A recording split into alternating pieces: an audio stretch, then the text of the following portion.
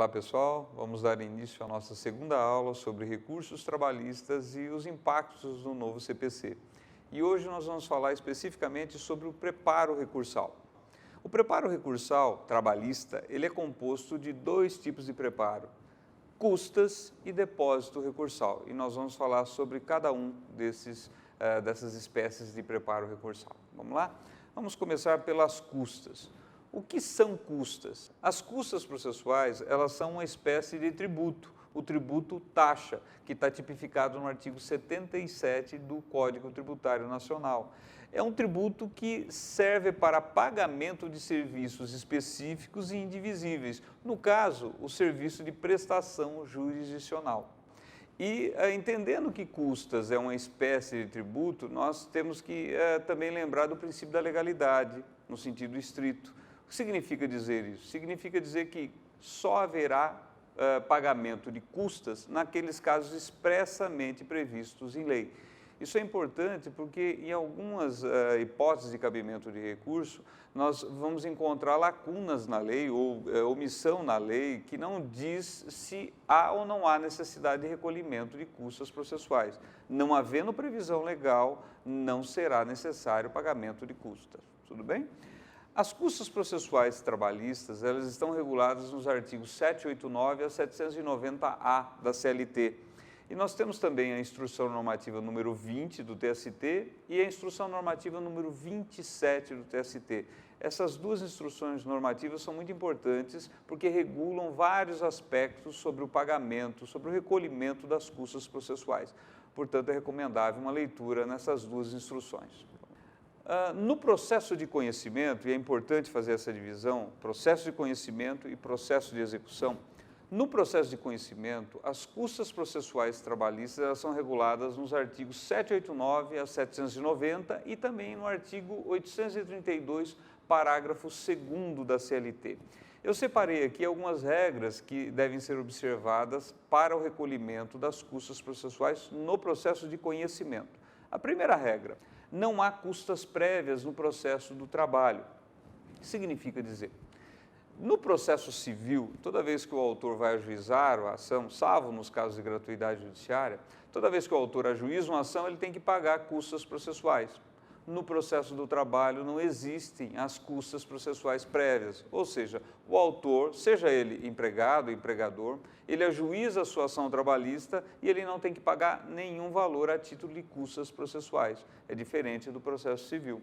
A segunda regra sobre recolhimento de custas é que o valor das custas é de 2% do valor da condenação ou do valor da causa ou do valor do acordo eventualmente celebrado pelas partes. Uma terceira regrinha é que o valor deve ser arbitrado na sentença ou no acordo. O valor das custas processuais, ele necessariamente tem que vir arbitrado no julgamento da causa, na sentença, no caso de julgamento de primeiro grau, ou no acordo, no caso do julgamento de segundo grau ou terceiro grau de jurisdição. Percebam, o valor das custas no processo trabalhista, ele só surgirá a posteriori, após o ajuizamento da ação. Uma quarta regrinha é a seguinte, nas lides que envolvam relação de emprego, só o vencido paga custas processuais. Nós não temos no processo do trabalho, naquelas lides que envolvam relação de emprego, a chamada sucumbência recíproca que existe no processo civil e que está lá no artigo 86 do Código Processual Civil. Só para a gente lembrar, de 2004 para cá, com a Emenda Constitucional 45, novas competências foram trazidas para a Justiça do Trabalho.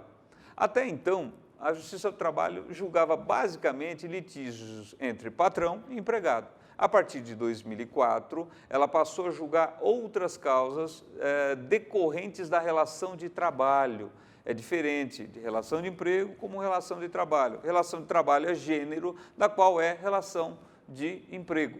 Nas lides que forem decorrentes de relação de emprego, ou seja, litígios entre patrão e empregado, ou que envolvam pleitos relativos a direitos trabalhistas dos empregados, a regra é que só o vencido paga custas processuais. E o que isso significa dizer? Significa que autor da ação, seja ele empregado ou empregador, percebam bem, o autor da ação trabalhista, nas lides que envolvam relação de emprego, só pagará custas processuais se a sua ação for julgada totalmente improcedente. Se ele ajuizou uma ação pleiteando, por exemplo, R$10.000 e ele ganhou só R$1.000, não ganhou R$9.000, e ele desejar recorrer, ele não terá que pagar custas processuais nenhuma. No processo civil, ele teria que pagar custas proporcionais à parte que ele sucumbiu, ou seja, à parte que ele não ganhou. Processo do trabalho, isso não é necessário, isso não ocorrerá. Por quê? Porque a interpretação que o TST vem dando ao artigo 789, parágrafo 1º da CLT, é que, aonde ela fala que só o vencido é que pagará custas processuais, deve ser lido no singular mesmo, só o vencido. Quem é o vencido? É aquele que perdeu sofreu alguma condenação no processo do trabalho. E quem sofre a condenação é o réu, não o autor. O autor, eventualmente, ele pode ter sua ação julgada totalmente improcedente. E aí, nesse caso, ele foi vencido na lide. E aí, nesse caso, ele pagará custas processuais. Já o reclamado, o réu na ação trabalhista, sempre que for condenado a algum valor, mesmo que mínimo, ele terá que pagar custas processuais. Qual o valor? Aquele valor que for arbitrado na sentença ou no acordo que atribuiu aquela condenação ao réu. Existem exceções a essa regra que nós acabamos de ver? Existe. Toda vez que a lide não for de relação de emprego, aplica-se a regra do CPC. Aonde que está isso? No artigo 3º da Instrução Normativa número 27, em seu parágrafo 3º, que diz o seguinte: salvo nas lides decorrentes da relação de emprego, é aplicável o princípio da sucumbência recíproca relativamente às custas. Essa Instrução Normativa número 27, só lembrando, ela veio para regular o pagamento de custas e depósito recursal naquelas novas competências trazidas para a Justiça do Trabalho pela Emenda Constitucional número 45. Uma leitura, como eu já disse no início da aula, uma leitura da Instrução Normativa número 27 ajuda a clarear bem esse assunto. Uma quinta regrinha sobre o pagamento de custas processuais. O pagamento será feito ou após o trânsito de julgado da sentença condenatória ou no ato da interposição do recurso trabalhista. A parte que tiver que pagar custas processuais, ou ela vai pagar após o trânsito de julgado, quando ela for executada, se ela quiser esperar, aguardar a execução da sentença, porque ela pode se adiantar, ir lá e pagar, coisa rara, né? Ou, se ela for interpor recurso trabalhista, ela, nesse ato da interposição, ela tem que pagar o valor que foi arbitrado na sentença da qual ela está recorrendo ou no acordo do qual ela está recorrendo. Né? Onde está isso? Artigo 789, parágrafo 1º do CLT, que diz: as custas serão pagas pelo vencido após o trânsito em julgado, ou, no caso do recurso, as custas serão pagas e comprovado o recolhimento dentro do prazo recursal. Uma sexta regrinha, a regra que nós chamamos de regra das custas únicas. Essa regra, ela está lá na súmula 215, né, no seu inciso 2º. E o que diz esse inciso? Vamos ver? No caso de inversão do ônus da sucumbência em segundo grau, sem acréscimo ou atualização do valor das custas, e se essas já foram devidamente recolhidas, descabe o novo pagamento pela parte vencida ao recorrer. Bom, o que decorre dessa súmula no inciso, súmula 215 do seu inciso 2? Decorre o seguinte: uma vez recolhido o valor arbitrado para as custas, ninguém mais precisa pagar custas processuais no processo do trabalho. Só haverá necessidade de novo pagamento, de novo recolhimento de custas, se houver aumento no valor que deu origem ao pagamento das custas. Vamos a alguns exemplos. Imagine uma reclamação trabalhista onde o empregado pleiteia horas extras. A ação é julgada parcialmente procedente, o juiz arbitra a condenação no valor de R$10.000 e custas respectivas no valor de R$200. Reclamante e reclamado não estão contentes com a sentença. O reclamante recorre, não tem que pagar custas nenhuma, como vimos, e a reclamada recorre, ela terá que pagar custas de R$200. Chegando lá no tribunal, o recurso do reclamante é improvido e o recurso da reclamada é provido para julgar a ação totalmente improcedente. E aí, O acórdão, nesse momento, ele terá que também dizer qual é o valor da condenação para fins e custas. Vamos imaginar que o acórdão vem e diga, mantém o valor arbitrado na sentença de R$10.000 para fins e custas. Qual será o valor das custas? R$200.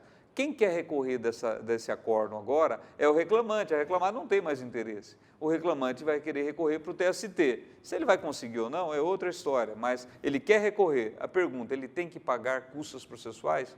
Não. Por quê? Porque as custas de R$200 que foram arbitradas novamente aqui no acórdão já foram pagas por alguém, que no caso é o reclamado, quando ele interpôs o seu recurso lá da sentença. Agora vamos imaginar que o acórdão tivesse, por algum motivo, atribuído a condenação, por exemplo, R$15.000. Dou provimento ao recurso da reclamada e julgo improcedente a ação, absolvo a reclamada de toda a condenação e rearbitro o valor da condenação para fins e custas em R$15.000 e custas em R$300. Nesse caso, o reclamante, desejando recorrer, terá que pagar só a diferença entre o que já foi recolhido e esse novo valor, ou seja, só o valor de R$100 a título de custas processuais. Tá? Isso decorre dessa regrinha que nós acabamos de mencionar sobre as custas únicas no processo do trabalho. Um outro exemplo, caso de litisconsórcio. Duas empresas são condenadas, solidária ou de forma subsidiária, numa reclamação trabalhista. As duas querem recorrer. Se uma só recolheu custas processuais, a outra está dispensada de pagar custas processuais. Por quê? Porque alguém já pagou o valor das custas processuais para aquele processo. Já no processo de execução, o pagamento das custas ele é um pouco diferente do processo de conhecimento. Bom, a primeira diferença é que o valor das custas no processo de execução ele é tabelado. Nós vamos lá no artigo 789-A da CLT e lá ele traz tabelado o valor das custas processuais para cada ato processual. Tá? Então, no caso dos recursos, nós vamos ver que o valor para um recurso de uma sentença na fase de execução é de R$ 44,60, está lá tabelado. Mesmo que a execução seja de R$1 milhão, o valor será aquele. Segunda regra, só o executado é que paga custas processuais no processo de execução. Não existe previsão legal para que o exequente pague custos processuais no processo de execução. Terceira regra, o pagamento das custas processuais no processo de execução será feito ao final do processo. Percebam, é ao final do processo, quando transitar em julgado a sentença. Não há, no processo de execução trabalhista, previsão para pagamento de custas processuais para interposição dos recursos trabalhistas. Por quê? Porque a lei, no seu artigo 789-A, diz que o recolhimento será feito ao final do processo. Mas aqui um conselho de ordem prática. Como o valor do pagamento das custas no processo de execução para a interposição do recurso é um valor pequeno, R$ 44,60, e como existem entendimentos isolados, mas existem de que a parte que for recorrer no processo de execução deveria recolher esses R$ 44,60, e como a consequência pelo não recolhimento é a deserção, é uma consequência grave, é aconselhável que se recolha esse valor de R$ 44,60 para evitar esse tipo de entendimento, ou seja, para evitar a deserção do recurso trabalhista. Tudo bem? Mas isso é um conselho de ordem prática, porque as consequências são graves. Então, o valor é pequeno. Agora, não recolheu porque esqueceu, porque a parte às vezes não tem mesmo os R$ 44,60, nós sabemos que tem essa regra de que o recurso, o recolhimento só seria necessário ao final e sempre pelo executado. Quem são os isentos de pagamento das custas processuais? São a União, os estados, o Distrito Federal e os municípios, as autarquias, as fundações públicas que não explorem atividade econômica, o Ministério Público e a massa falida e os beneficiários da gratuidade judiciária. Aonde está essa relação? No artigo 790 e 790-A da CLT e na súmula 86 do TST. Agora nós vamos falar um pouquinho sobre o depósito recursal. O depósito recursal ele é uma espécie de preparo específico do processo do trabalho, do direito do trabalho, e ele tem a sua previsão no artigo 899, parágrafos da CLT, na Lei 5.584, de 1970, e nós temos algumas instruções normativas do TST que também regulamentam o depósito recursal. A principal delas é a instrução normativa número 3 do TST. Nós temos depois a instrução normativa número 15, a número 18, a número 26 e a número 27, e a súmula 128 e a súmula 426 do TST. Mas de todas essas instruções, de todos esses atos normativos, a principal que eu recomendo a leitura é a instrução normativa número 3 do TST. O que é o depósito recursal? O depósito recursal é um início de pagamento da condenação. Ao contrário das custas processuais, que, como vimos, é uma espécie de tributo taxa, é um tributo pago pela prestação jurisdicional feita naquele processo para a parte, o depósito recursal não. O depósito recursal já é uma exigência de que a parte que foi condenada já inicie o pagamento daquela condenação para fins de recurso. Então, é um valor que será depositado na conta de FGTS do trabalhador, numa conta de fundo de garantia do trabalhador, e que fica lá depositado. Se a parte reclamada ela vier a sucumbir na ação, ela perder realmente o seu recurso, for mantida a condenação, aquele valor já servirá para pagamento ou para início de pagamento daquilo que ela foi condenada. Por outro lado, se ela vencer o seu recurso, aquele valor lhe é devolvido, a reclamada ela recebe aquele valor de volta. Eu separei aqui algumas regras sobre como é feito o depósito recursal no processo trabalhista. No processo de conhecimento, vamos separar no processo de conhecimento e processo de execução. No processo de conhecimento, eu separei 3 regrinhas aqui. A primeira delas é: só o empregador está obrigado a fazer o depósito recursal. O depósito recursal ele só tem previsão legal para que o empregador, quando reclamado, ou seja, réu na reclamação trabalhista, só ele é que pagará o chamado depósito recursal. É diferente das custas, como vimos. O depósito recursal, só o empregador, quando for reclamado, é que fará o depósito recursal. Segunda regra, o valor é tabelado pelo TST. O valor do depósito recursal ele é tabelado, né, pelo TST e esse valor é atualizado periodicamente. Então, quando você vai interpor um recurso trabalhista, empregador, ele vai lá no TST, pega lá a tabelinha do TST e verifica qual recurso que eu vou entrar. Ah, é o recurso ordinário? Tem o valor lá. Atualmente é de R$ 8.959,63. E para os outros recursos trabalhistas, vai lá na tabela do TST, nós vamos ver que o valor é de R$ 17.919,26 para esse ano de 2006. Então, primeira regra, só o empregador que paga. Segunda regra, o valor é tabelado. Terceira regra, no processo de conhecimento, o valor será, e aí vamos lá, atenção, o valor será aquele tabelado pelo TST para o recurso que eu vou interpor, ou o valor da condenação arbitrado no julgado do qual estou recorrendo, sempre o que for menor. E, uma vez depositado o valor total arbitrado à condenação, nenhum depósito será devido pela parte recorrente, no caso pela reclamada. Vamos a algum exemplo para entender melhor? Vamos imaginar o seguinte: uma reclamação pedindo horas extras é julgada parcialmente procedente. Custas arbitradas em R$ 200 sobre o valor de R$ 5.000 que o juiz atribuiu à condenação. O reclamante recorre para tentar aumentar a condenação e a reclamada, evidentemente, recorre para tentar reduzir a condenação. No caso da reclamada, ela terá que pagar as custas processuais no valor de R$ 100, 2% de R$ 5.000, né? E a título de depósito recursal? Bom, vou lá na tabela do TST, recurso ordinário, qual é o valor do recurso ordinário? É de R$ 8.959,63. Desço a sentença da qual estou recorrendo. Qual é o valor da condenação? R$ 5.000. Qual é o valor que eu vou recolher? Recolher R$ 5.000. Por quê? Porque é menor do que o valor dado para o recurso ordinário lá pelo TST. Então, sempre o que for menor, nunca o que for maior.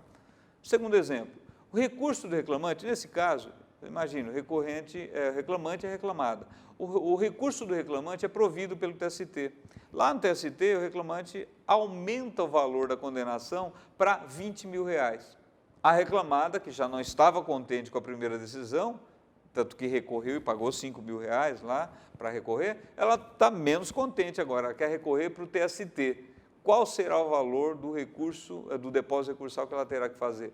Vai na tabela do TST. Primeiro, qual é o recurso que ela vai entrar? Nós vamos ver se será o recurso de revista. Se ela vai conseguir ou não, se cabe ou não, é outra história, mas vamos imaginar que ela queira recorrer, recurso de revista. qual é o valor da tabela do TST para o recurso de revista? Atualmente, R$ 17.919,26. Quanto que a reclamada terá que recolher a título de depósito recursal? Opa, qual é o valor da condenação? R$ 20.000. Como ela já recolheu R$ 5.000, ela terá que recolher mais R$ 15.000.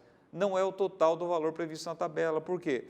Porque para atingir o valor da condenação, que é R$ 20.000, ela só terá que recolher o restante, que é de R$ 15.000. 5 que ela já recorreu, quando ela interpôs o recurso ordinário, e mais R$ 15.000 agora que ela está recorrendo de recurso de revista. Tudo bem? Então, essas são as regrinhas básicas do depósito recursal no processo de conhecimento. E no caso de litisconsórcio passivo numa reclamação trabalhista? Imaginem, duas reclamadas no polo passivo da ação foram condenadas a pagar as verbas pleiteadas pelo reclamante. Imagine que as duas desejem recorrer. As duas terão ou não que fazer o depósito recursal. Existe uma regra que é o seguinte: se a condenação for solidária, se aquela que estiver recorrendo e feito o pagamento do depósito recursal não estiver nas suas razões de recurso, pleiteando a sua exclusão da condenação, a outra reclamada que foi condenada de forma solidária está dispensada de fazer o depósito recursal. Mas percebo, só se for condenação solidária e se aquela que fez o depósito recursal não estiver pedindo a sua exclusão da condenação. Se for condenação subsidiária, não há essa isenção do pagamento de depósito recursal. E se for solidária, mas a que fez o depósito estiver pleiteando a sua exclusão, a outra que quiser recorrer vai ter que fazer o depósito recursal. Depósito recursal na fase de execução. O processo de execução, a parte também, eventualmente, pode ter interesse em recorrer. E nós vamos perceber que no processo de execução, o interesse de recorrer, ele geralmente surge após a fase dos embargos da execução. Tem algumas hipóteses de interesse de recorrer antes? Tem, mas, como regra, geralmente é após os embargos de execução que surge o interesse da parte, principalmente executada, de recorrer na execução trabalhista. Qual é a regra do depósito recursal na fase de execução? Se a execução já estiver garantida, se o juízo já estiver garantido, seja por penhora de bens, de patrimônio ou de dinheiro da reclamada, não haverá necessidade da reclamada executada fazer o pagamento de depósito recursal. Por quê? Porque o juízo já está garantido. Lembra sobre o conceito que nós vimos de depósito recursal? O depósito recursal é um início de pagamento, é um início de garantia do juízo. Já no processo de execução, o pagamento ou o depósito recursal ele é bem diferente do processo de conhecimento. Qual é a regra do depósito recursal no processo de execução? Se a execução já estiver garantida por penhora ou por depósito judicial, a parte, no caso a executada, que quiser recorrer, não precisará fazer depósito recursal. Por quê? Porque o juízo já está garantido com penhora de patrimônio ou com depósito judicial para garantir o juízo. Então, nesse caso, a hora que surgir a fase, o interesse recursal, nós vamos ver que geralmente surge após a fase dos embargos da execução no processo do trabalho, quando surgir esse interesse para a executada recorrer, se o juízo já estiver garantido, ela não terá que fazer nenhum depósito recursal. Só que daí tem uma diferença interessante em relação ao processo de conhecimento. Como nós vimos no processo de conhecimento, existem limites para o depósito recursal. Ou será o limite do valor tabelado pelo TST, ou será o limite da condenação arbitrada naquele julgado do qual estou querendo recorrer. Já na fase de execução não existe limite. Se a execução é de R$ 1 milhão, por exemplo, a parte que desejar recorrer vai ter que garantir o juízo com R$ 1 milhão, seja através de penhora de algum patrimônio material ou de dinheiro, enfim, ela terá que garantir o juízo de alguma forma com R$ 1 milhão, só para depois ela poder recorrer. Só assim ela poderá recorrer depois. Aonde estão essas regrinhas que nós vimos até agora? Todas elas estão na súmula 128 do TST. Uma leitura, a súmula 128, é esclarecedora porque ela sintetiza todas essas regras que nós vimos até agora sobre depósito recursal. Existem exceções a essas regras que nós vimos sobre o depósito recursal? Existe. Existe a exceção ao agravo de instrumento. Nós vamos estudar o agravo de instrumento de forma melhorada mais adiante, Mas nós vamos verificar que o agravo de instrumento é o recurso cabível para atacar a decisão que denega seguimento ao recurso principal interposto pela parte. Exemplo, a parte interpôs recurso ordinário, o juiz denega o seguimento, por algum motivo, ao recurso ordinário. O recurso cabível contra essa decisão do juiz que denegou o seguimento ao recurso ordinário será o agravo de instrumento.